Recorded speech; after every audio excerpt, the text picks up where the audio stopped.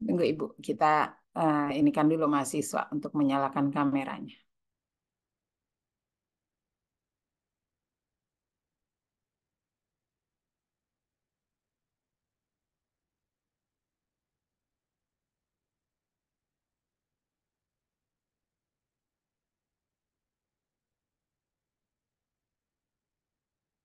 Ya, yang lain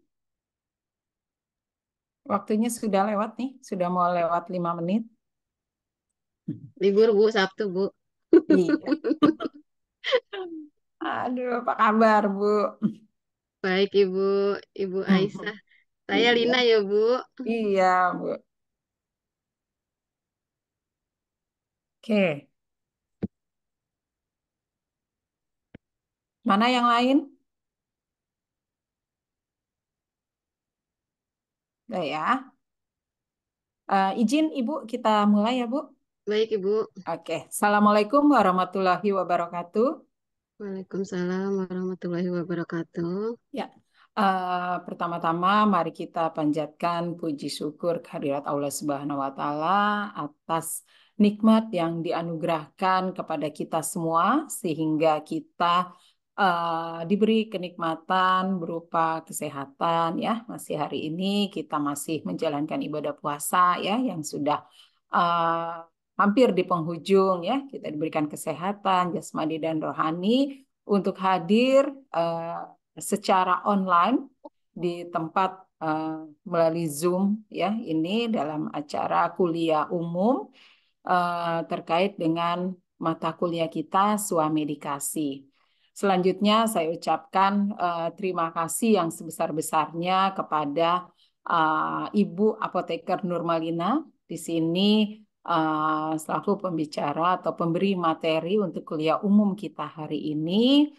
Dan juga untuk teman-teman semua, mahasiswa semua ya yang telah hadir di Zoom ini ya, semoga semuanya nanti dapat memperhatikan, menyimak ya semua yang disampaikan oleh pemateri untuk kuliah umum kita hari ini terkait dengan bagaimana uh, peran nantinya tenaga kefarmasian dalam memberikan swamedikasi ya. Jadi ini peran nantinya mahasiswa semua ya sebagai tenaga farmasi pastinya melakukan kegiatan-kegiatan swamedikasi tersebut. Eh, untuk mempersingkat waktu, mungkin silahkan Ibu Apoteker Nurmalina untuk bisa menyampaikan materinya. Silakan Ibu. Baik. Terima kasih Bu Aisyah atas Ya, waktunya. Ya, suara saya terdengar Ibu? ya, bagus Ibu. Baik. Assalamualaikum warahmatullahi wabarakatuh. Untuk rekan-rekan mahasiswa sekalian, izinkan saya di sini dipercaya oleh Sekolah Tinggi Ilmu Kesehatan IKIFA untuk memberikan materi terkait peranan farmasis dalam swamedikasi. Nah, di sini kita santai saja, kita berdiskusi, kita sharing ya Bu ya di sini. Nah, di sini swamedikasi sebelumnya saya share screen dulu ya Bu ya.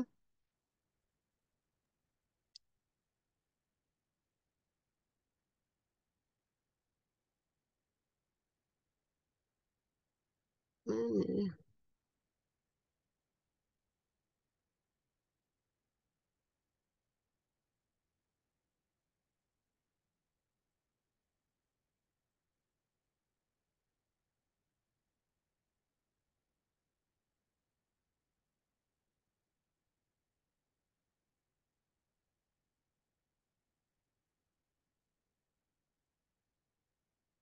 Swamedikasi.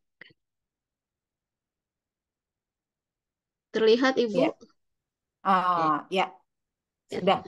sudah ya terlihat di Oke, sini tinggal di slideshow. slideshow. Sini saya pakai Oh, Canva. tinggal. Oh, Ibu pakai PDF ya? Iya, pakai Canva jadinya Canva, ya. Oke, eh, boleh, boleh.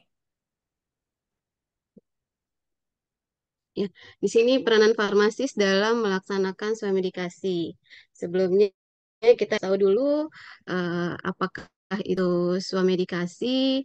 Swamedikasi merupakan dari suatu penyusunan kalimat SWA dan medikasi.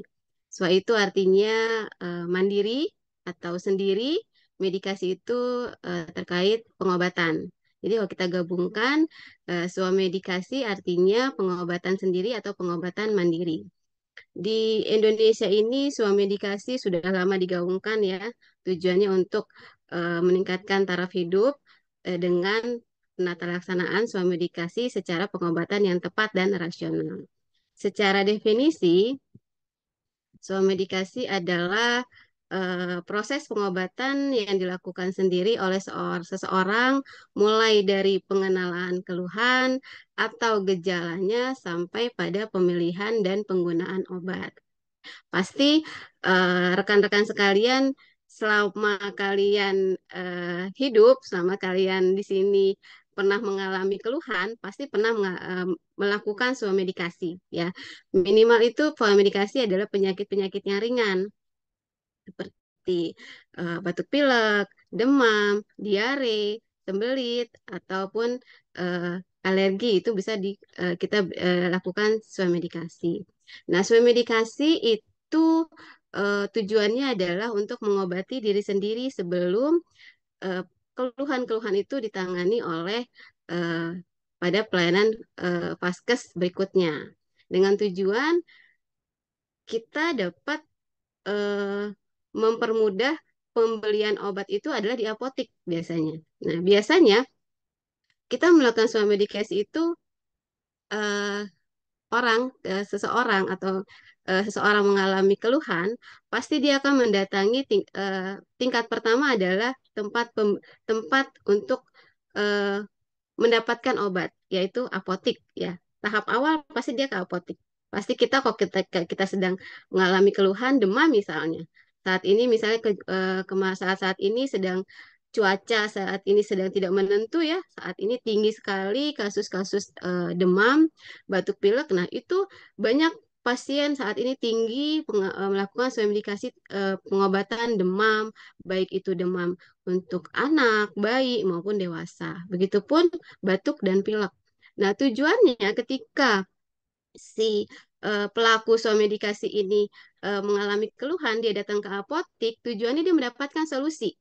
Tujuannya dia dapat dapat dengan mendatangkan suatu pelayanan kefarmasian yaitu apotik atau sejenisnya, dia mendapatkan obat sehingga keluhan-keluhan yang dirasakan berkurang. Itu tujuannya. Jadi ketika si pelaku swamedikasi ini atau saat dia mau melakukan pengobatan mandiri, dia datang ke apotik, dia mendapatkan suatu solusi. Ya. Nah, bedanya sama rumah sakit. Kalau rumah sakit itu biasanya ketika dia sudah tidak mampu, artinya saat dia melakukan pengobatan mandirinya, ternyata keluhannya tidak reda, baru tahap berikutnya ke rumah sakit. Nah, biasanya kalau sudah ke rumah sakit, berarti tahapnya sudah serius. Artinya dia sudah pasrah. At- sudah pasrah apa yang akan dilakukan pihak rumah sakit, apakah akan dirawat inap atau rawat jalan. Tapi kalau suami medikasi ini pasti tahap awalnya adalah langkah awalnya adalah pasien itu atau pasien itu akan tahap awal adalah ke apotik mendapatkan solusi dalam hal keluhan-keluhan yang dirasakan. Baik, berikutnya perilaku.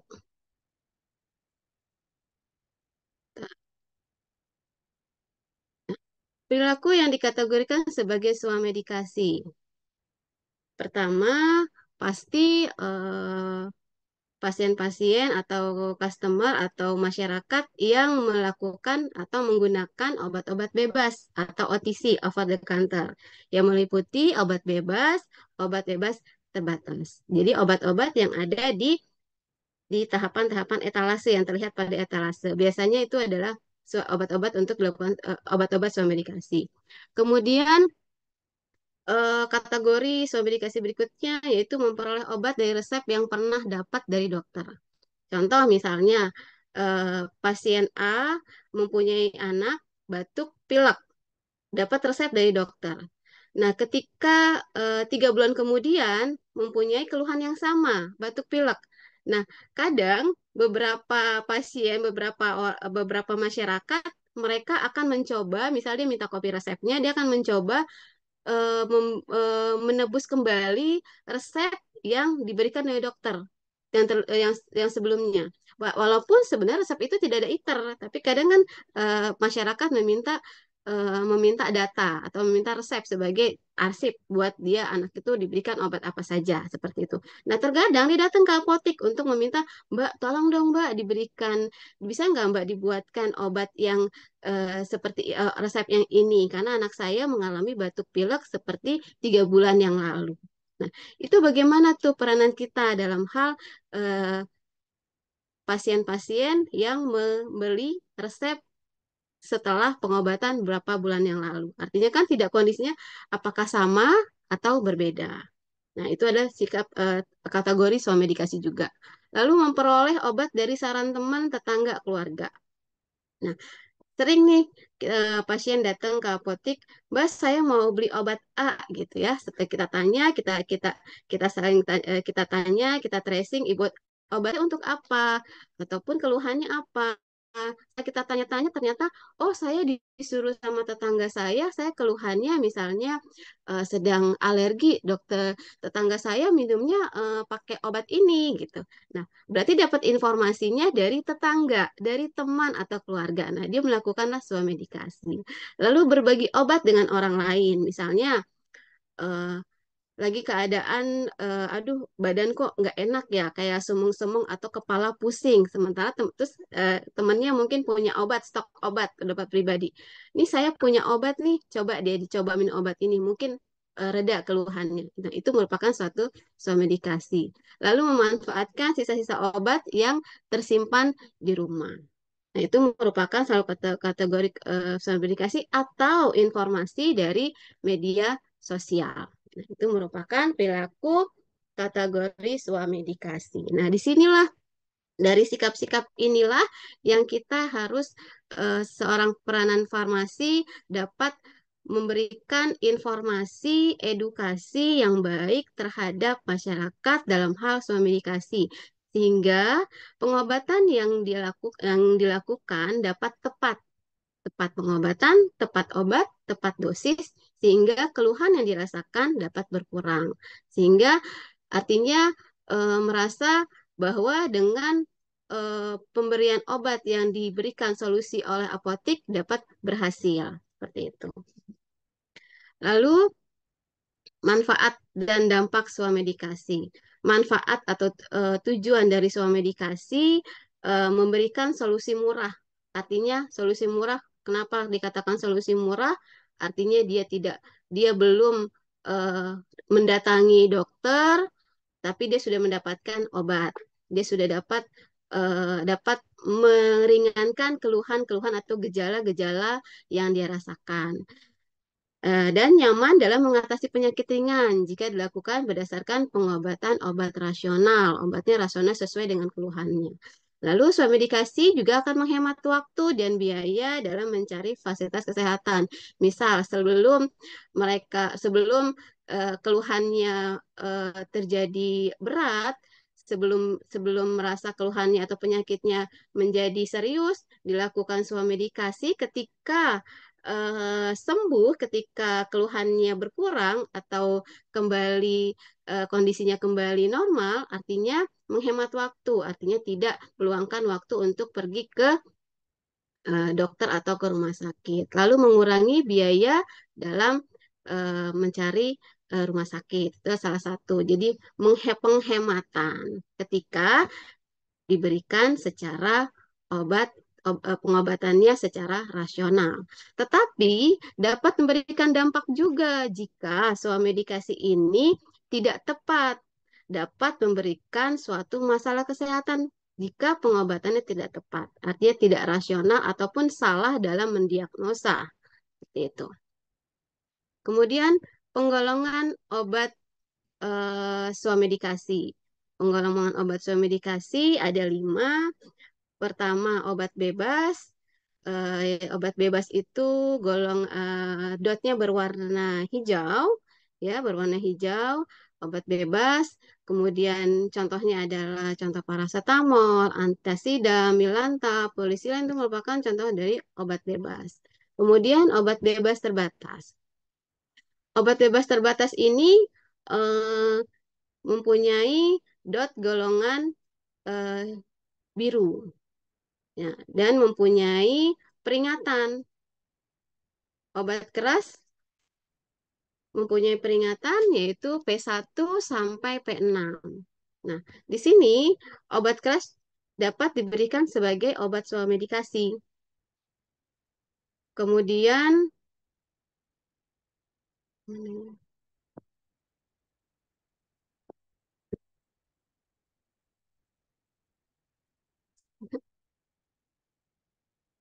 hilang.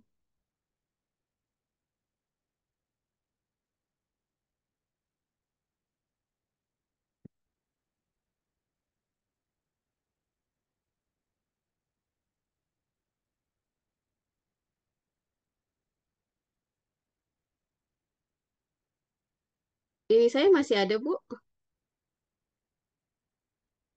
Apa? Masih ada, Bu. Sebentar. Lanjut, Bu. Mm-mm, Ya, masih. masih ya. Ya,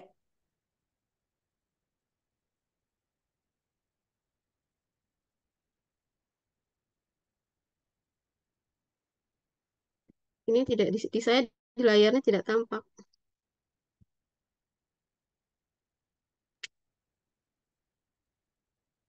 di itu dulu coba, Bu. Stop share bisa. Nanti di ini lagi. Ya, baru di share screen ulang. Oke. Ya.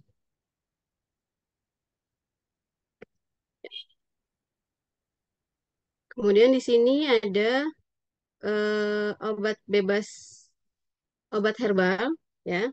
Ada obat herbal. Obat herbal ini terdiri dari jamu, obat herbal terstandar, lalu obat fitofarmaka. Kemudian ada lagi food supplement, merupakan nutrisi untuk eh, asupan dari luar meliputi vitamin, mineral, dan asam amino. Kemudian ada obat DOA atau daftar obat wajib apotik. Obat wajib apotik ini obat keras yang dapat diberikan oleh apoteker. Daftarnya sudah ditentukan. Apa saja yang boleh diberikan, yaitu asam mefenamat, antalgin, contohnya salah satunya ya, antalgin, omeprazol, dan famotidin. Kemudian di sini dari jenis-jenis penggolongan obat swamedikasi, artinya obat-obat swamedikasi yang dapat kita berikan ketika eh, pasien atau ketika masyarakat melakukan swamedikasi. Nah, regulasinya,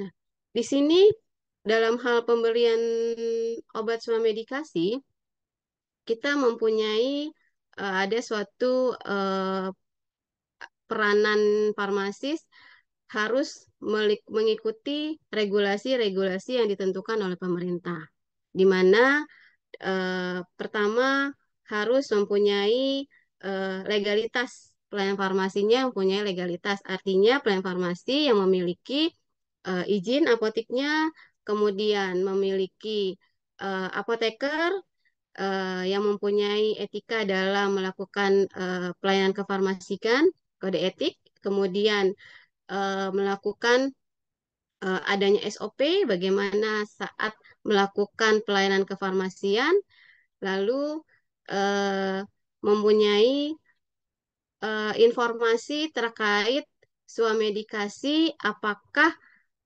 obat yang diberikan terhadap pasien itu sesuai tepat sasaran, tepat obat, tepat pasien, atau tepat usia. Harus seperti itu. Jadi tidak asal memberikan suatu obat. Ditakutkan ketika pasien tersebut tidak, ketika kita salah mendiagnosa, ketika pasien datang ke apotik, ketika kita salah memberikan suatu pengobatan, akan mengalami keluhan-keluhan yang lain, sehingga memperberatlah keadaan si pasien yang melakukan swamedikasi. Kemudian di sini teknik pelayanan swamedikasi pertama, kita melakukan dulu menyapa pasien. Menyapa pasien, misalnya selamat pagi Pak, selamat pagi Bu. Perkenalkan diri, saya Lina, apoteker dari apotek ini misalnya. Lalu kita menanyakan kebutuhan, apa ada yang bisa kita bantu, ada yang bisa dibantu Ibu. Nah, biasanya kita menggali informasi keluhan apa yang dirasakan pasien. Melakukan evaluasi meliputi data pasien, keluhan, lalu obat yang biasa digunakan obatnya apa. Sementara yang dikonsumsi apa. Jangan sampai ketika kita memberikan sebelum kita menanyakan informasi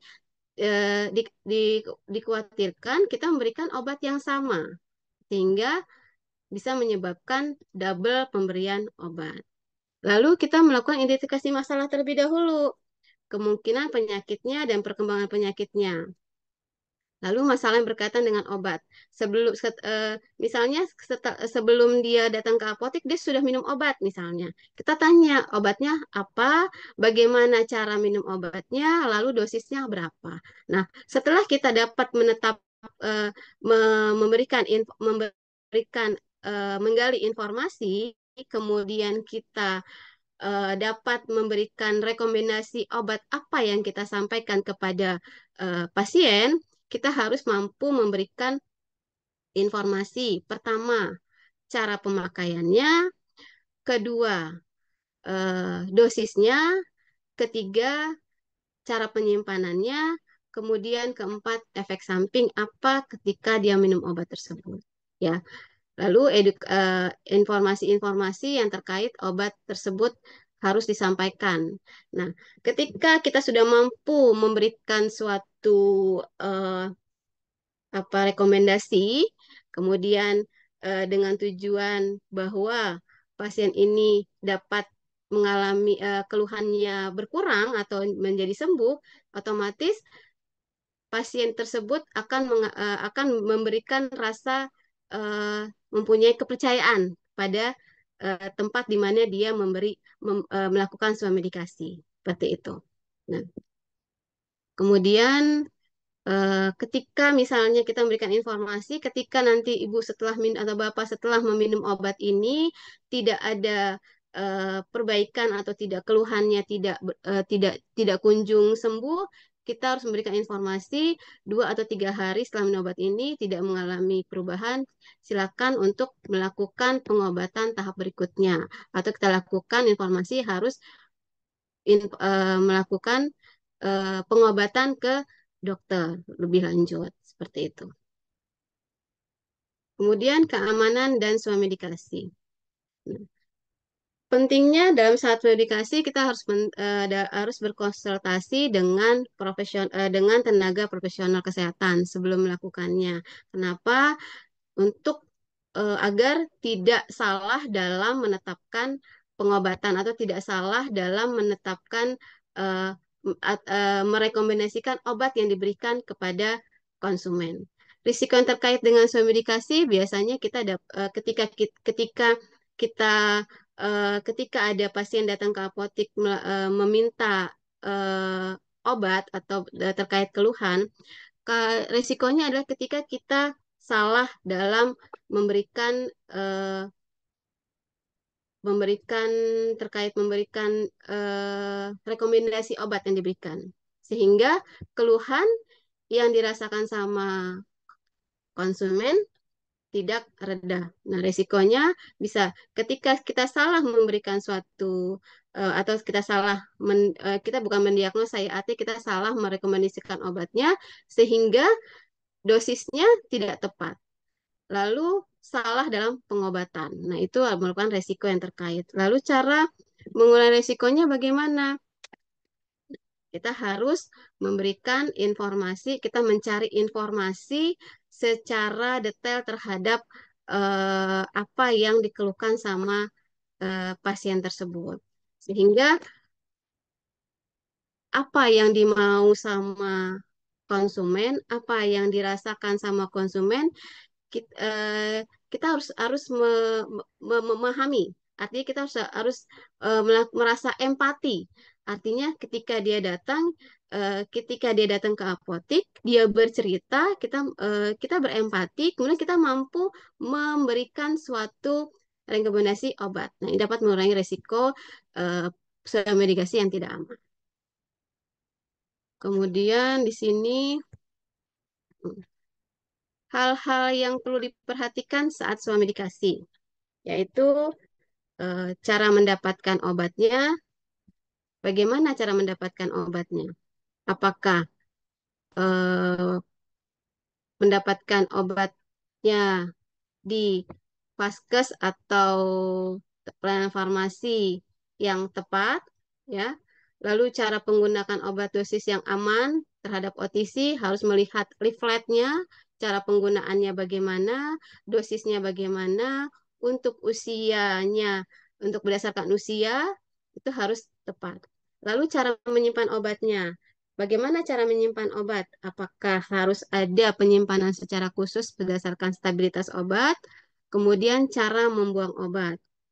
Cara membuang obatnya bagaimana? Ketika obatnya sudah eh, tidak tidak dibutuhkan, artinya kadang ada obat yang hanya dalam 1 minggu. Ketika ada 1 minggu tidak boleh digunakan lagi. Nah, itu kan harus dilakukan dibuang. Bagaimana cara membuangnya? Apakah dilarutkan ke dalam eh, air, lalu kita buang ke dalam saluran saluran air. Jadi kita memberikan informasi cara membuang, jangan sampai salah dalam hal melakukan eh, obat itu jadi disalahgunakan seperti itu. Menyimpan obat pun juga kita harus hati-hati, jangan sampai ketika menyimpan obat sembarangan lalu mudah tergapai sama anak-anak, itu juga sangat berbahaya, ya. Itu yang perlu diperhatikan. Kemudian yang perlu diperhatikan lagi adalah untuk suami dikasih terhadap anak-anak atau suami dikasih pada usia lanjut. Kenapa? Pada anak-anak, kenapa anak-anak pada usia anak-anak ini sangat harus diperhatikan, karena pada usia anak-anak masih sangat rentan terhadap dosis obat, ya. Jadi harus melakukan pemberian obat yang tepat, dosisnya yang tepat, pemantauan, kemudian penyimpanan obatnya juga harus aman, jauh dari jangkauan anak-anak. Lansia juga merupakan salah satu yang harus diperhatikan. Kenapa? Pasien-pasien geriatri ini merupakan salah satu yang harus diperhatikan terkait dalam penggunaan obat. Karena usia-usia lanjut, pasien-pasien geriatri ini eh, akan mengalami, berdasarkan usia, akan mengalami namanya Kenapa? Kenapa? fungsi penurunan fungsi organ tubuh, ya. Biasanya akan mempengaruhi metabolisme tubuh. Misalnya terjadinya penyakit-penyakit degeneratif, yaitu misalnya ada diabetes, ada terjadinya apa peningkatan asam urat atau kolesterol. Nah, ketika si pasien lansia ini, ketika ada penyakit-penyakit penyerta, artinya pasti dia mendapatkan beberapa obat atau obat lebih dari satu. Ketika dia mengalami keluhan yang ringan, misalnya dia batuk pilek sementara dia ada mengalami penyakit degeneratif, nah itu kan berarti dia mendapatkan obat lebih dari satu. Nah, itu harus diperhatikan bagaimana cara minumnya.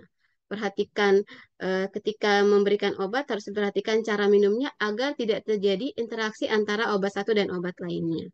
Nah, di situ lalu kita eh, melakukan pemantauan, melalui pemantauan kesehatan, lalu dia selalu melakukan konsultasi dengan dokter. Ya. Di PMK 73 untuk lansia ini merupakan lansia yang harus kita lakukan dan biasanya lakukan konseling. anak pediatri maupun lansia kita melakukan konseling agar pengobatannya tepat mencapai efek terapi. Seperti itu. Nah, dalam hal swamedikasi, tujuan dari swamedikasi ini kita berharap adalah obat yang saat saat pasien melakukan swamedikasi, kita melakukan enam langkah. Pertama, kita harus mampu memberikan, artinya benar dalam menetapkan eh, diagnosa. Artinya bukan diagnosa, yang melakukan diagnosa kan dokter ya. Artinya, oh pasien ini keluhannya seperti ini. Artinya benar, oh pasiennya sedang, misalnya saat dia datang ke apotik, sedang demam. Nah, kalau dikatakan kategori demam itu di suhu berapa? Nah, kita harus mampu menetapkan, oh suhunya memang keadaan demam. Berarti kita harus mampu menetapkan benar sedang demam. Lalu kita benar obatnya. Ya, benar obat yang kita berikan. Oh, kalau obat demam berarti kita berikan misalnya obat paracetamol atau obat ibuprofen yang bersifat analgetik dan antipiretik. Nah, di situ benar obatnya, kemudian kita harus mampu juga memberikan informasi benar dosisnya dengan berdasarkan usianya. Usia anak, usia bayi, usia dewasa, bagaimana dosisnya? Berarti kita harus melakukan informasi benar dosis. Kemudian, benar cara pakainya. Benar, bagaimana cara pakainya? 3 kali sehari kah?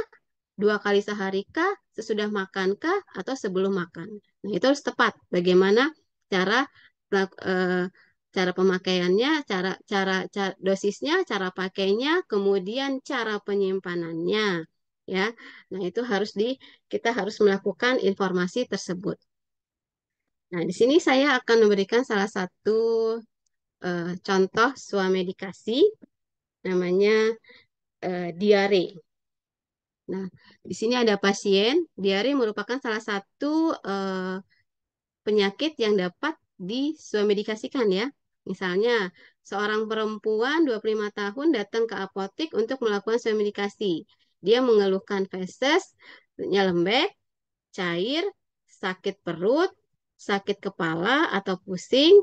Nah, perempuan tersebut meminta dipilihkan obat diare. Bagaimana sikap kita selaku seorang farmasis? Bagaimana nih? Apa yang saya harus berikan? Artinya kita sebelum kita memberikan rekomendasi obat, kita harus mampu dulu. Apakah itu? Apa sih diare itu? Keluhan yang bagaimana diare? Kita harus mampu. Artinya kita harus tahu terlebih dahulu tentang diare. Ya. Kemudian ada lagi yang datang ke apotek dengan keadaan dia memberikan informasi bahwa eh, sepasang suami istri datang ke apotek untuk melakukan medikasi. Perempuan itu minta diberikan obat susah buang air besar, sembelit. Nah, jangan eh, sampai salah ketika kondisi diare dan sembelit itu kondisi yang berbeda. Ya, jangan sampai kita memberikan pengobatan yang salah. Nah, ketika pasien diare, artinya kita harus memberikan eh, obat yang menghambat atau menjadikan keluhan diare itu berhenti atau menjadi normal. Ketika sembelit, sembelit adalah di mana kondisinya jadi susah buang air besar. Jadi ada suatu kondisi yang berlawanan. Nah, ini jangan sampai salah. Misalnya orang sembelit dikasihnya eh, malah susah dikasih obat diare. Atau obat orang diare malah dikasihnya untuk malah susah buang air besar. Nah, itu malah jadi bertabrakan, jangan sampai seperti itu. Ini salah satu eh, kondisi suami dikasih jangan sampai tertukar atau salah menetapkan diagnosa. Nah, kita harus tahu dulu apa sih itu eh, penyakit. Penyakit ada dua, ada penyakit kausal, ada penyakit simptomatis. Sebelum kita menggali informasi, sebelum kita memberikan eh, swamedikasi dari keluhan dua pasien ini, kita mampu dulu memberikan apa sih penyakit itu, ya. Penyakit ada dua, penyakit kausal dan simptomatis. Apa itu kausal? Kausal, penyakit yang disebabkan oleh suatu faktor tertentu, misalnya bakteri atau virus. Penyakit simptomatis merupakan penyakit yang merupakan suatu gejala yang belum dapat ditentukan, misalnya penyebabnya. Itu merupakan simptomatis. Dan diare dan sembelit merupakan salah satu penyakit simptomatis.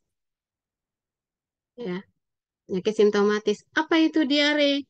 Diare adalah frekuensi dan di mana tinjanya itu terjadi cair atau abnormal. Nah, atau eh, efikasi terjadinya kondisi di mana buang airnya melebihi dari 3 kali dalam satu hari. Itu dikatakan diare. Nah, diare itu ada jenis-jenis diare, ada diare akut, kronik, dan berat. Lalu konstipasi. Apa itu konstipasi? Konstipasi adalah gejala defikasi yang tidak memuaskan, artinya terhambat. Artinya ketika kita mau buang air besar tidak tuntas, atau ketika kita mau melakukan defikasi atau buang air besar terjadi eh, malah terhambat, artinya tidak bisa mengeluarkan buang air besar. Atau yang normalnya misalnya 1 kali sehari ini bisa 3 kali dalam 1 minggu. Jadinya kesulitan eh, akibat feses yang keras. Itu merupakan salah satu merupakan apa itu diare, apa itu konstipasi.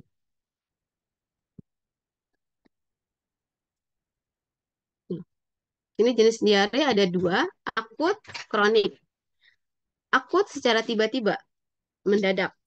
Kalau kronik itu sudah berulang dalam jangka waktu yang lama, bisa lebih dari 2 minggu. Akut secara mendadak bisa disebabkan karena misalnya makanan, atau bisa disebabkan oleh karena bakteri, ya, ataupun kondisi cuaca yang tidak kondisi cuaca juga dapat menyebabkan diare. Nah, kalau diare kronik itu diare yang bagaimana? Diare misalnya karena faktor pengobatan. Misalnya dia sedang melakukan apa pengobatan sehingga efek dari pengobatan tersebut dapat menyebabkan diare. Eh, Pengobatan pengobatan yang di mana kondisinya juga kronik biasanya seperti itu. Nah, anjuran WHO bagaimana penata laksanaan ketika kita melakukan terjadi diare? Pertama, memberikan namanya penggantian cairan untuk mencegah rehidrasi, yaitu cairan diberikan secara oral untuk mencegah dehidrasi yang sudah terjadi. Apa dehidrasi? Adalah kondisi di mana tubuh terjadinya kekurangan cairan karena tadi kondisi di mana terjadi eh, buang air yang melebihi dari normalnya, sehingga cairan tubuh kita terkuras keluar. Nah, itu harus diganti cairan, namanya cairan yang sebagai pencegahan atau penggantian cairan rehidrasi, karena faktor dehidrasi. Kemudian pemberian makanan, terutama ASI selama diare dan pada masa penyembuhan diteruskan. Nah, kalau ASI tetap diteruskan, tetapi kalau kejadian misalnya dia menggunakan sufor, nah biasanya sufornya harus diganti juga rendah laktosa sehingga untuk mempercepat penyembuhan diare. Lalu tidak langsung menggunakan antibiotik, karena artinya kita harus melihat dulu apa sih penyebabnya diare ini. Apakah diarenya karena faktor bakteri atau faktor eh, hanya karena faktor makanan yang bukan karena faktor bakteri, ya. Itu biasanya tidak langsung diberikan antibiotik. Kemudian petunjuk yang efektif bagi ibu serta pengasuh tentang perawatan anak. Artinya ketika dia diare, anak itu harus diharapkan minum cairan pengganti cairannya secara rutin.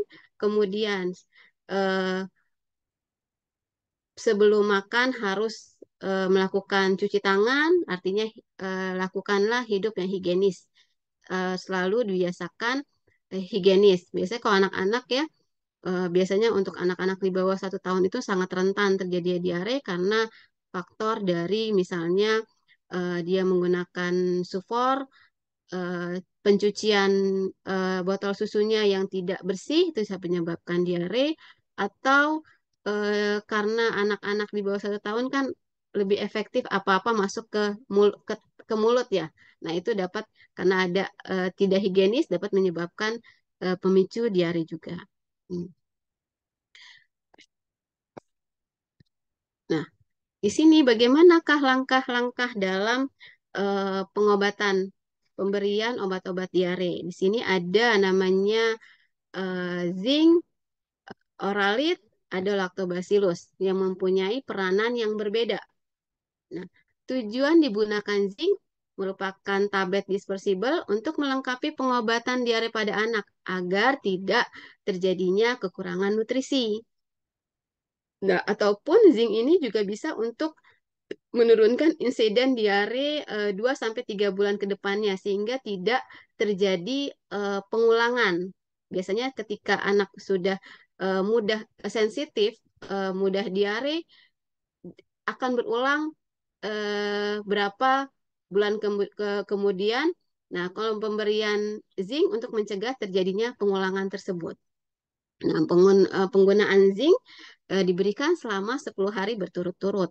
Ya, tujuannya untuk mengembalikan kembali nutrisi yang hilang akibat eh, defikasi yang sering.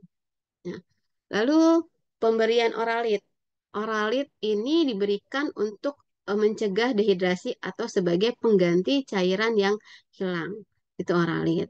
Lalu ada namanya Lactobacillus acidophilus. Lactobacillus ini biasanya digunakan untuk mencegah keseimbangan bakteri yang baik di dalam tubuh kita. Di dalam tubuh kita itu ada bakteri namanya Lactobacillus. Ketika terjadi diare, keseimbangan Lactobacillus ini ada masalah. Ada masalah karena adanya bakteri E. coli yang masuk ke dalam tubuh kita. Lebih banyak bakteri yang tidak baik ke tubuh kita sehingga terjadilah ketidakseimbangan di dalam pencernaan, saluran pencernaan sehingga menyebabkan diare. Nah, diberikan suatu asupan lactobacillus ini untuk mengatasi atau menyeimbangkan bakteri baik sehingga dapat mengatasi diare. Ya. Apa saja contoh-contohnya di sini? Ada Lactobi, salah satunya ya, merupakan yang mengandung lactobacillus, oralit, pedialit, zinc. Nih, oralit bedanya di sini adalah bentuknya serbuk. Kalau pedialit langsung siap diminum. Nah, oralit ketika sudah dicairkan harus diminum sampai harus dihabiskan selama 24 jam. Begitupun dengan pedialit. Ya. Kemudian di sini secara farmakologi dibagi 4. Pengobatan terapi secara farmakologi ada 4. Pertama, zat penekan peristaltik. Kedua, astringensia. Ketiga, adsorben. Keempat, spasmolitik. Ada 4 terapi farmakologi dalam pengobatan diare. Kita bahas yang pertama, zat-zat peristaltik. Zat peristaltik ini artinya ketika kita diare, itu gerakan peristaltik ususnya tidak normal. Bisa jadi lebih cepat sehingga memicu terjadinya keluar eh, terjadinya feses menjadi lebih cair. Nah, dengan adanya zat-zat penekan peristaltik ini sehingga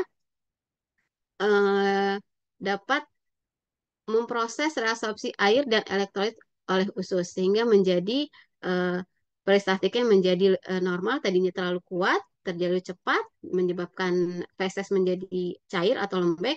Nah, diberikan zat-zat penekan peristaltik yaitu salah satu adalah loperamid, isinya loperamid. Nah, ini untuk mengatasi peristaltik usus yang ditekan sehingga menjadi normal kembali. Kemudian di sini ada terapi astringенsia. Astringенsia itu adalah menciutkan selaput lendir. Ketika kondisi eh, diare, pili-pili usus kita itu runtuh semua. Nah, biasanya ketika terjadi diare, diare itu misalnya bukan hanya bakteri, misalnya kita masuk angin. terjadi kondisi badan yang tidak tidak enak aja bisa menyebabkan diare ya. Misalnya kita masuk angin jadi kondisi badan tidak enak bisa menyebabkan diare. Nah, saat kondisi diare itulah kenapa terjadi diare karena pili-pili usus pada pili-pili itu runtuh ya. Harus dikeluarkan. Jangan ketika terjadi diare, jangan langsung dihambat. Biarkan ampas-ampas tersebut dikeluarkan dulu, dikeluarkan terlebih dahulu. Nah, kita berikan obat-obat astringensia. Obat-obat astringensia ini untuk mencuatkan selaput lendir usus. Dengan mencuatnya selaput lendir usus, nanti pili-pili usus itu akan tumbuh yang baru. Biasanya lebih dari 3 hari akan normal kembali, eh, tumbuhlah pili-pili usus yang baru. Seperti itu. Nah, di sini mencuitkan selaput lendir contohnya pada jambu biji ya, lalu asam tanat atau tanin, eh, garam bismut, aluminium. Yang ada di pelayanan farmasi biasanya diapet, enterostop ya, itu bersifat astringensia. Kemudian terapi farmakologi diare, adsorben. Adsorben ini artinya menyerap racun penyebab diare, misalnya karena faktor makanan. Karena faktor makanan, nah, makanan dia sifatnya menyerap racun sehingga eh, faktor dari penyebab diarenya akan dikeluarkan sehingga feses yang tadinya gerak karena faktor adanya eh, peristaltik ususnya bergerak cepat sehingga dengan adanya adsorben ini dia menyerap racun lalu proses pembentukan fillingnya normal kemudian bentuk fesesnya juga akan kembali normal tadinya lembek ataupun berair akan menjadi lebih berserat atau membentuk seperti normal contohnya karboadsorben atau atalbugit yang ada pada Nyudiata. Lalu di sini ada spasmolitik. Di sini spasmolitik obat untuk melemaskan kejang-kejang otot jadi ketika terjadi diare seperti perut kita seperti diremas-remas. Nah, itu merupakan sedang terjadinya eh, adanya otot pada saluran pencernaan. Nah, ini diberikanlah spasmolitik untuk meredam nyeri pada diare. Contohnya papaverin, hyoscyamin, ekstrak beladon. Ada pada contoh salah satu ada spasminal atau buscopan. Lalu di sini ada lagi diare misalnya dia ketika ada faktor karena bakteri eh, diare karena bakteri bisa dibedakan misalnya kalau bakteri itu biasanya fesesnya itu eh, baunya itu lebih tidak normal ataupun dia agak berbusa. Nah, oh ini faktornya dari bakteri, adanya bakteri E. coli. Nah, biasanya diberikanlah antibiotik. Apa tuh antibiotiknya? Sulfonamida, senyawa kinolon. Nah, ini harus diberikan dengan resep dokter. Gitu. Nah, ini tentang diare. Kemudian tentang sembelit atau konstipasi. Ini keadaan di mana gejalanya defikasinya bermasalah. Artinya defekasi yang tidak lancar dan tidak teratur, kurang dari 2 kali seminggu. Artinya dia butuh mengejan. Kalau misalnya mengejan, dapat memberikan efek masalah pada anus, bisa menyebabkan wasir. Nah, makanya jangan sampai ketika sembelit akan memperparah masalah yang lain.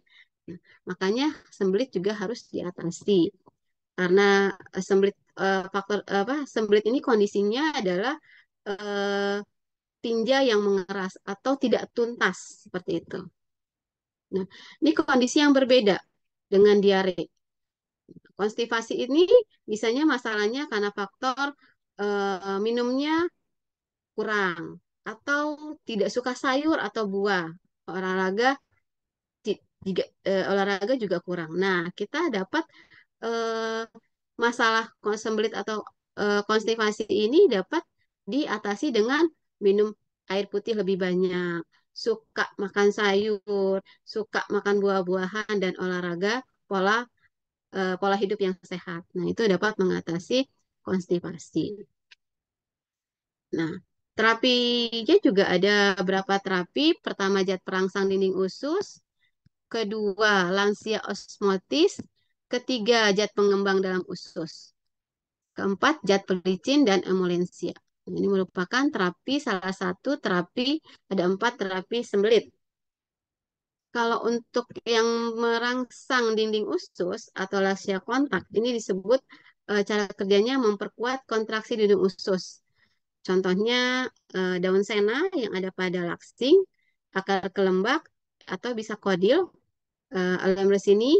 Nah, ini dapat merang eh, memperkuat kontraksi dinding usus. Artinya kontraksi dinding usus sehingga terjadilah percepatan peristaltik usus sehingga mempermudah defikasi. Nah, cara kerja seperti ini. Kemudian lansia osmotif. Osmotis. Ini bekerja dengan jalan menarik air sehingga akan memperbesar volume usus dan akibatnya peristaltik usus akan meningkat. Seperti garam Inggris, laktulosa, gliseris sorbitol. Ini contoh-contoh laksia osmotis. Artinya dia menarik air sehingga mempermudah terjadinya defikasi. Kemudian agar pengembang usus. Pengembang usus itu dia mengembang.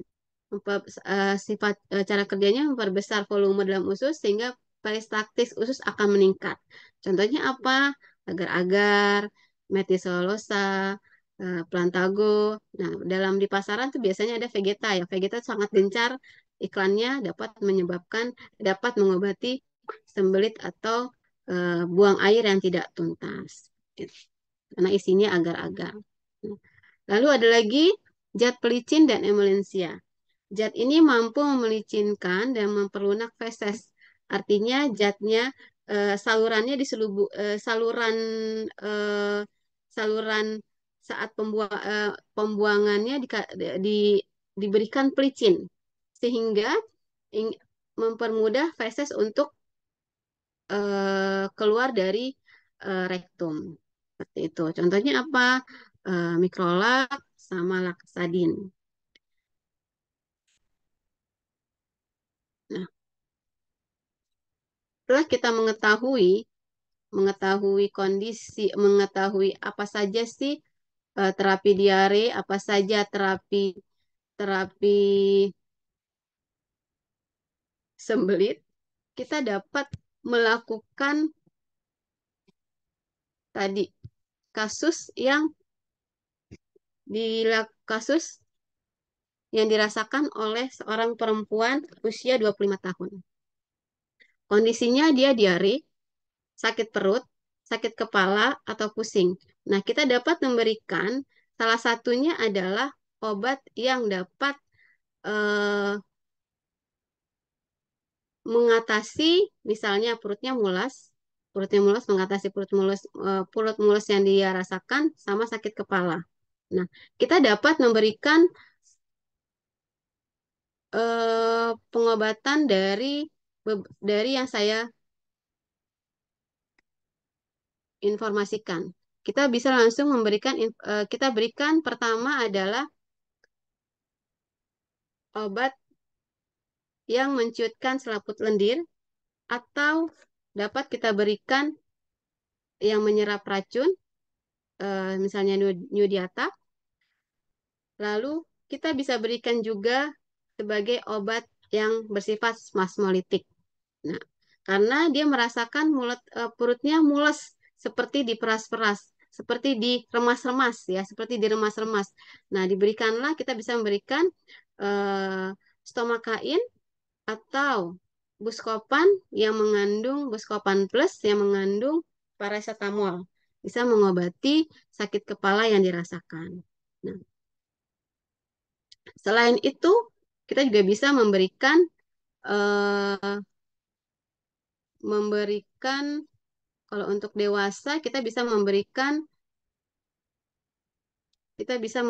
di sini Untuk pengganti cairannya bisa kita berikan oralit, ya kita bisa oralit atau minuman ion lainnya bisa kita berikan. Kemudian bisa kita juga berikan prebiotik, yaitu eh, untuk menyeimbangkan bakteri yang ada di tubuh, bakteri yang ada di tubuh. Karena kondisi tadi yang saya informasikan bahwa ketika diare itu keseimbangan bakteri bermasalah, maka bisa diberikan adalah prebiotik. Nah, ketika sudah prebiotik diberikan, probiotik diberikan, misalnya probiotik itu yang mengandung lactobacillus.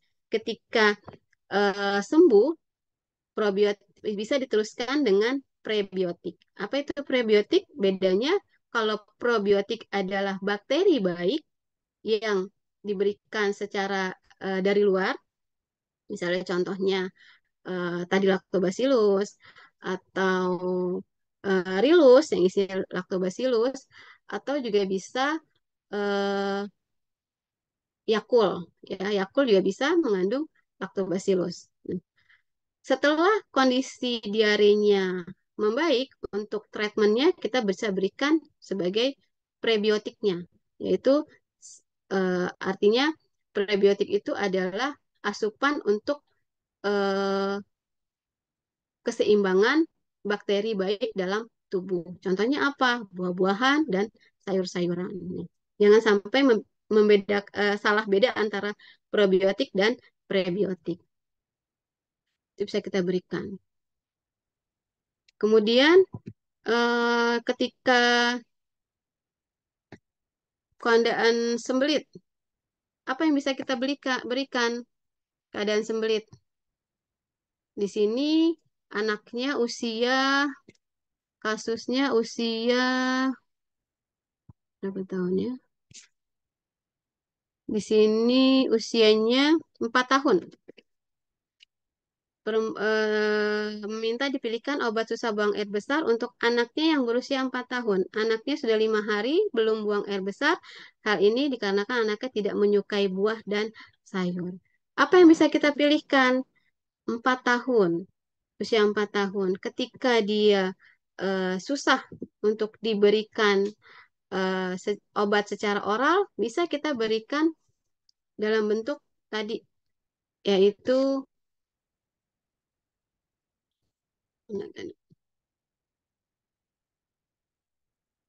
ini ya, bisa kita berikan terapi zat pelicin emolensia. Artinya dia tidak perlu diberikan secara oral, tapi kita berikan secara topikal dengan mikrolak. Ya, kita berikan informasi bahwa mikrolak ini diberikan melalui anus atau rektum. Sebelumnya obat dalam ujung mikrolak itu dibasahi dulu dengan sediaan yang ada dipencet terlebih dahulu, diolesi dulu dengan sebagian yang ada di sediaan dari mikrolak tersebut, baru dimasukkan ke dalam rektum. Tujuannya agar adanya pelumas atau pelicin sehingga tidak menimbulkan rasa nyeri saat anak diberikan mikrolak. Ataupun bisa kita berikan obat osmotis, yaitu dulcolaktol. Ya, dulcolaktol dapat menarik air sehingga memperbesar volume usus akibat relaksasi usus sehingga akan meningkat, relaksasi usus akan meningkat sehingga mempermudah defekasi. Nah, ini yang bisa kita sarankan ketika pasien datang ke apotek untuk melakukan swamedikasi. Artinya, swamedikasi itu eh, kondisi di mana pasien melakukan pengobatan sendiri, kemudian eh, meminta solusi kepada petugas apotek atau kepada pelayanan farmasi, kemudian kita seorang tenaga farmasis harus mampu memberikan solusi atau rekomendasi pengobatan dari semua medikasi yang dilakukan oleh masyarakat sesuai dengan ketentuan perundang-undangan yang berlaku. Artinya apa? Berdasarkan apa? Tadi berdasarkan golongan obat yang bisa kita swamedikasikan. Tadi terkait obat bebas terbatas, obat wajib apotik, jamu, obat herbal, obat standar, dan obat herbal standar dan fitofarmaka. Nah, kita juga harus mengingat dalam melaksanakan swamedikasi kita harus mempunyai ada pedoman, ada standarnya, yaitu pelayanan kefarmasian sesuai PMK 73, standar pelayanan kefarmasian di apotik. Dan kita juga harus kita ketahui, kita juga harus tahu ketika kita melakukan swamedikasi, kita tetap harus mempunyai pedoman, tidak mendiagnosa, tetapi kita mampu menetapkan apa sih yang dirasakan, apa sih yang dikeluhkan oleh pasien tersebut.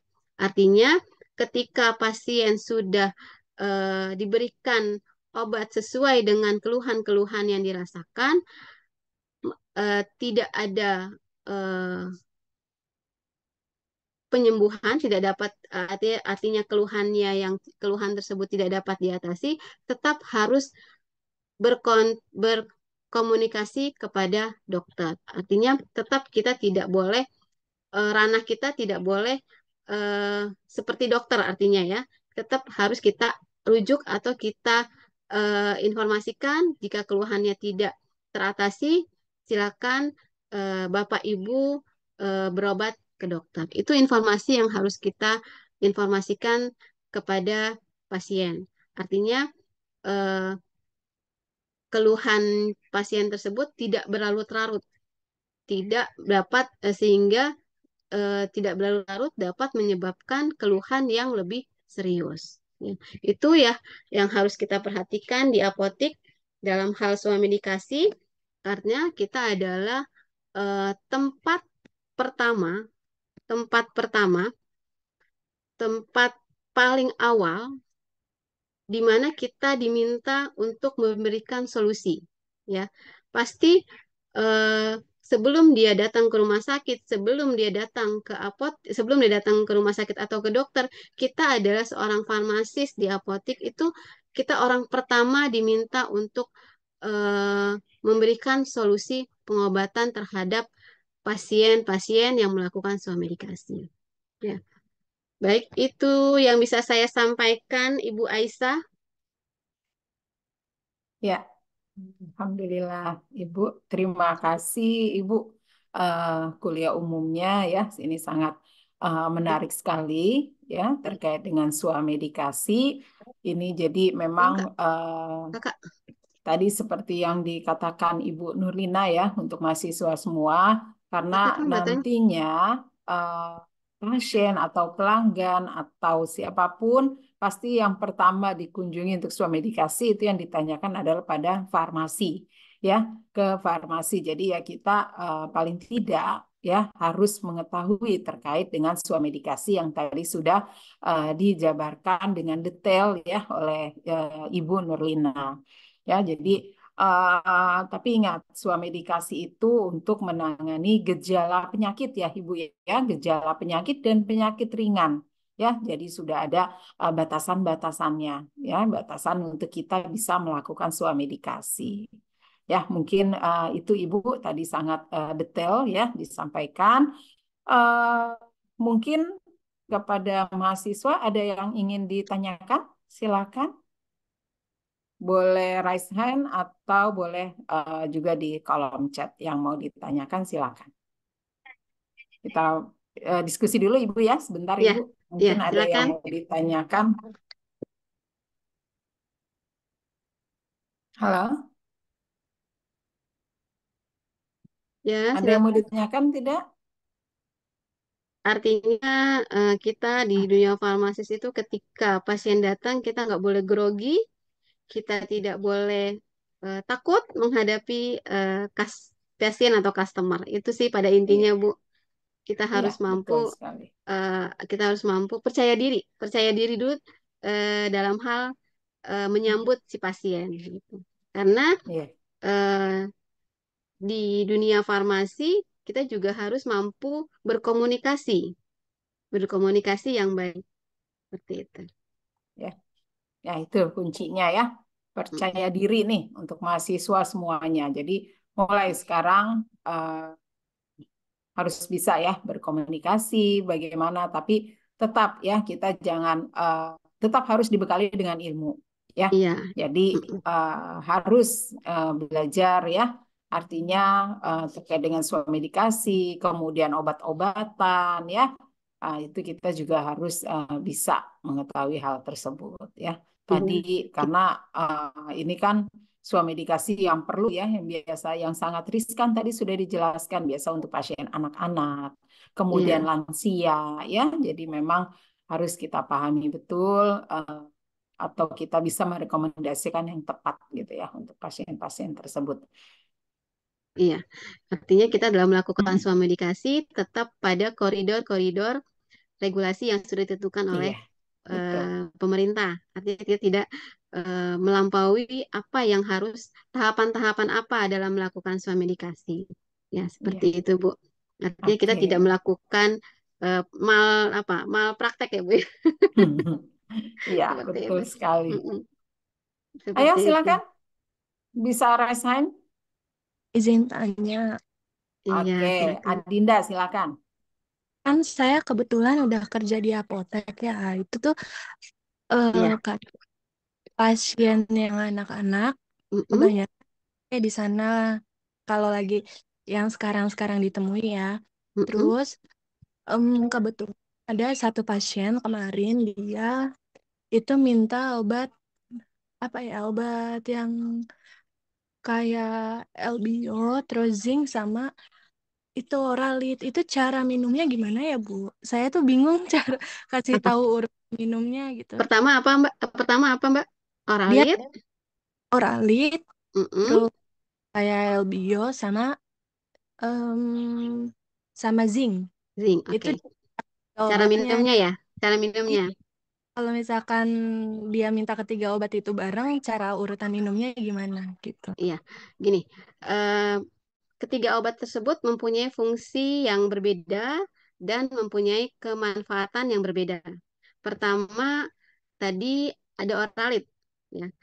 Oralit untuk sebagai pengganti cairan yang hilang saat terjadinya eh, buang air yang tidak normal.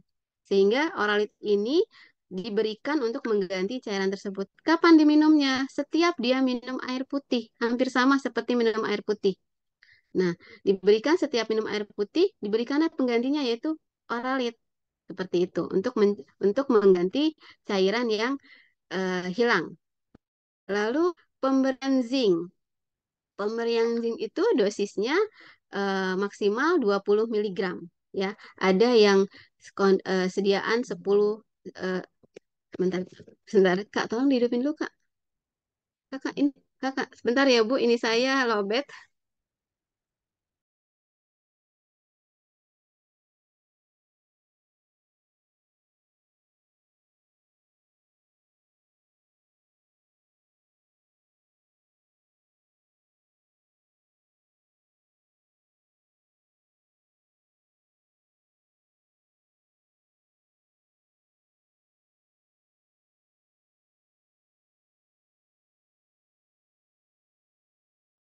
Ibu maaf, lupa di unmute Iya, kayaknya.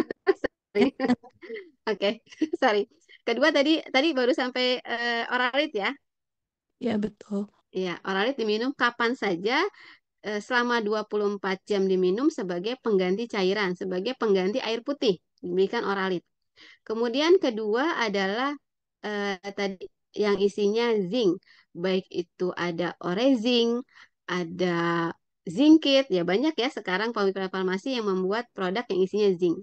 Tujuan zinc ini diberikan untuk mengganti nutrisi yang hilang pada saat terjadinya defikasi.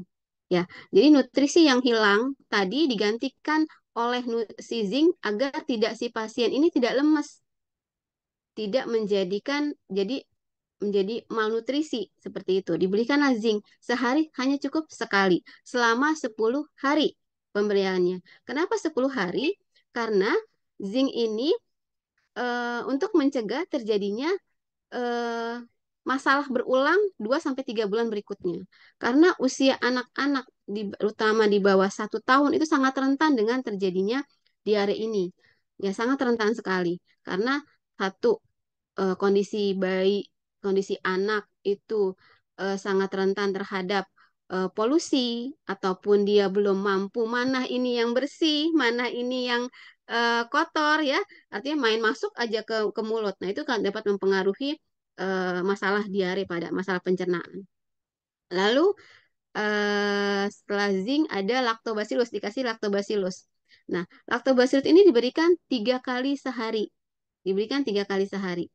Nah, tujuannya apa? Untuk menyeimbangkan si bakteri yang baik tadi, yaitu lactobacillus. Jadi di dalam tubuh kita ini ada bakteri baik, ada bakteri yang jelek. Nah, bakteri yang jelek ini ketika diare, bakteri yang tidak baik ini berkembang banyak, mempengaruhi di tempat pencernaan. Makanya terjadinya mempengaruhi diare, akibatnya diare. Dengan adanya lactobacillus yang masuk ke dalam pencernaan, sehingga bakteri itu banyak bakteri baiknya akan perang terhadap bakteri jelek. Bakteri jeleknya akan kalah, sehingga keadaan pencernaan akan kembali, flora normalnya kembali membaik. Nah, itulah tujuannya diberikan lactobacillus. Lactobacillus itu merupakan kategori probiotik. Jadi ketika kita tidak diare pun, kita bisa minum probiotik, bagus untuk pencernaan kita, untuk mempertahankan antibodi kita juga, untuk pertahankan kesehatan kita juga bisa. Ataupun kita minumnya prebiotik. Prebiotik itu adalah kita berikan ke tubuh kita, kita sehat nih. Kita berikan prebiotik, bukan probiotik. Karena di dalam tubuh kita itu sudah ada probiotik, bakteri yang baik di tubuh kita. Tapi untuk agar kondisinya selalu baik, agar seimbang, kita berikan prebiotik. Apa itu prebiotik? Buah misalnya, serat-seratan, sayur misalnya, yogurt misalnya. Nah, itu untuk menyeimbangkan bakteri yang baik di pencernaan kita. Jadi, itu ada salah satu tahapan-tahapan penggunaan kapan kita memberikan ketiga obat tersebut. Itu, Kak atau Mbak. Tadi yang Ibu nanya siapa terus ya, Bu? Adinda. Ya, Dinda. Adinda. Gitu, Mbak Andinda. Mbak Ya. Andinda. Terus Mm-mm. saya Oke, tambahan Ya, sedikit, Bu. ya, silakan. silakan coba. Silakan Mbak Ninda. 3 obat ya. Terus yang kita kasih ini posisinya dia anak-anak pasti bakal rewel kan ya, Bu. Terus kalau minum 3 obat itu kan kebanyakan ya anak, kebetulan yang bentuknya serbuk itu si lactobacillusnya. Lactobacillus. Mm-mm. Nah, Bisa nggak? lactobacillus bisa diberikan bersamaan dengan makanan atau susu. Makanan. Ya, bisa Kalau misal diberikan. Heeh. kalau misalkan lactobacillus, sour alit sama zincnya diminum barengan dicampur gitu boleh nggak ya, Bu? Usahakan Kayak sekali. jangan, usahakan berbeda ya. Usahakan karena di dalam oralit ada mineral-mineral ya. Diusahakan karena di kalau untuk nyamannya si si laktobi ya, sebenarnya laktobi kita berikan di susu atau di makanan. Karena kan makanan dia akan makan 3 kali sehari, ataupun susu, misalnya dia hanya dari susu bisa 3 kali sehari. Gitu. Ya, baik, Bu. Terima kasih. Ya, Ya, oke Mbak Adinda, sudah ya. Tadi sudah cukup jelas dijelaskan. Jadi sebisa mungkin tadi kata Ibu minum obatnya dipisahkan gitu ya Bu ya. Karena iya, tadi ada fungsinya masing-masing dan lactobacillus tuh lebih enak bisa minum dengan susu, bisa dicampur iya, dengan makanan gitu ya. Tadi kata Ibu seperti itu. iya.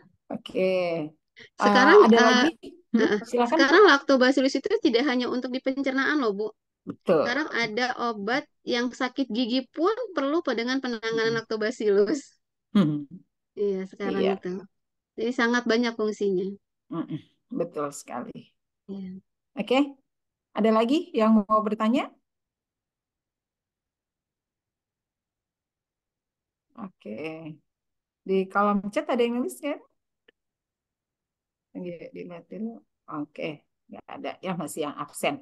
Oke, berarti mungkin cukup jelas ya apa yang dijelaskan tadinya oleh Ibu Nurmalina. Jadi memang tadi cukup detail juga apa yang disampaikan. Ya, alhamdulillah mudah-mudahan mahasiswa semuanya dapat mengimplementasikan nantinya ya. Tadi sudah Iya, banyak trik-triknya, kemudian juga sudah dikasih contohnya tadi dengan beberapa kasus ya. Ada 2 kasus yang ditampilkan ya. Semoga nanti ini sebagai bahan ya buat mahasiswa nanti bisa mengembangkan bukan hanya yang 2 kasus ini. Tadi kan banyak sekali ya untuk iya, bisa batuk, tadi flu, nyeri, iya, misalkan itu bisa dikembangkan lagi, dicek lagi obat-obatan yang tepat ya yang bisa direkomendasikan sesuai dengan kondisi pasiennya gitu ya Bu ya. iya, Jadi Bu. emang harus tadi komunikasi yang penting ya Iya, kita bisa menggali informasi terhadap pasien tersebut ya. Jadi tadi apa karena pasien itu apakah riwayat sebelumnya, apakah dia ada penyakit kronis yang lainnya itu perlu sekali kita tanyakan ya iya, untuk tidak ada interaksi obat tadi karena pasien apalagi untuk pasien-pasien lansia tadi sudah dijelaskan ya risiko interaksi obat itu sangat besar sekali sehingga memang perlu kehati-hatian kita pada saat melakukan sebuah medikasi.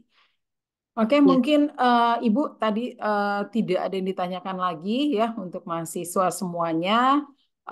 Ibu ada sedikit, bukan sedikit, ada sertifikat nantinya yang diberikan dari IKIFA buat Ibu. Di sini saya nanti akan coba berikan Ibu sebentar. Oh iya, bentar Ibu, bentar, belum ke download. Ini mahasiswanya banyak ya, Bu? Berapa satu angkatan ini, Bu? Iya, ini satu angkatan ini yang semester 4 ya. Oh, Semester semester 6. 4. Oh, semester Semester akhir ya? berapa? 6 ya? Lupa Semester itu. akhir ya? Iya. Berarti Iya, semester akhir. Kalau artinya D3 ini ada PKL juga ya, Bu? kebetulan yang ini S1, Ibu. Oh, S1. Oh, ya. Iya, Oh, iya. jadi yang ini yang S1. Ya, sudah terlihat ya, Ibu ya. Oh, iya, baik, Ibu. Oke, tunggu sebentar.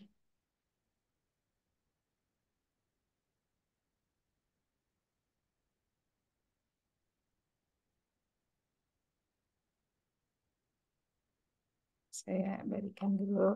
Ya, jadi ini ada sertifikat yang diberikan buat apoteker Nurmalina, buat Ibu dari IKIFA. Salam dari Ketua Jurusan Stikes IKIFA, Ibu.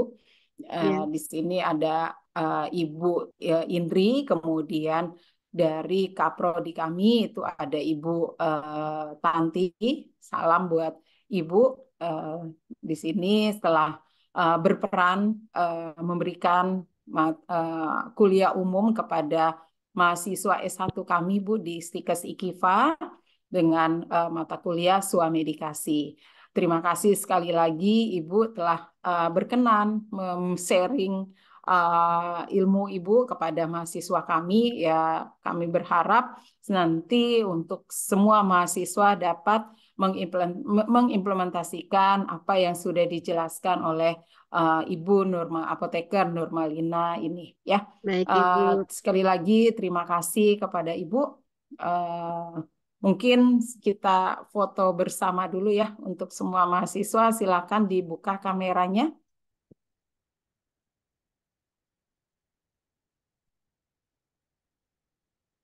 Ya, rapi-rapi dulu.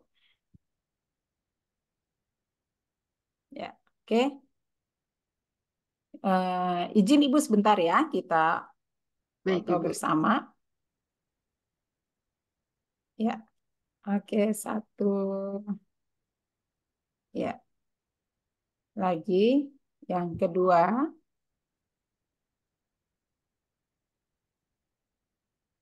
Ya, oke. Tiga. Ya, oke. Eh, sudah semuanya.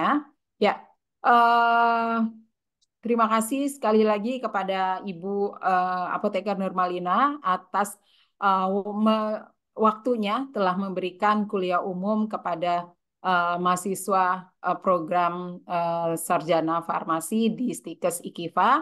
Eh, apa ya sini? Oh ya, kita cukupkan pertemuan kita, Ibu, hari ini. Semoga Ibu terus diberikan kesehatan, ya Ibu ya. Baik, ya terima Dan kasih Bu Aisyah. sebelumnya juga mohon maaf lahir batin, Ibu. Semoga kita semua yang ada di sini semua diberikan kesehatan. Kita Baik. akhiri pertemuan kita hari ini. Assalamualaikum warahmatullahi wabarakatuh. Waalaikumsalam Waalaikumsalam. warahmatullahi wabarakatuh. Terima kasih, Bu. Ya, sama-sama Bu Aisyah. Salam buat Ya, tim IKIPAS Tikes ya ya, Bu. Terima ya, kasih atas terima kasih. kepercayaannya. Ya, terima kasih. Assalamualaikum. Yuk. Waalaikumsalam. Jangan lupa absen ya, mahasiswa ya. Ya, Bu. Ya.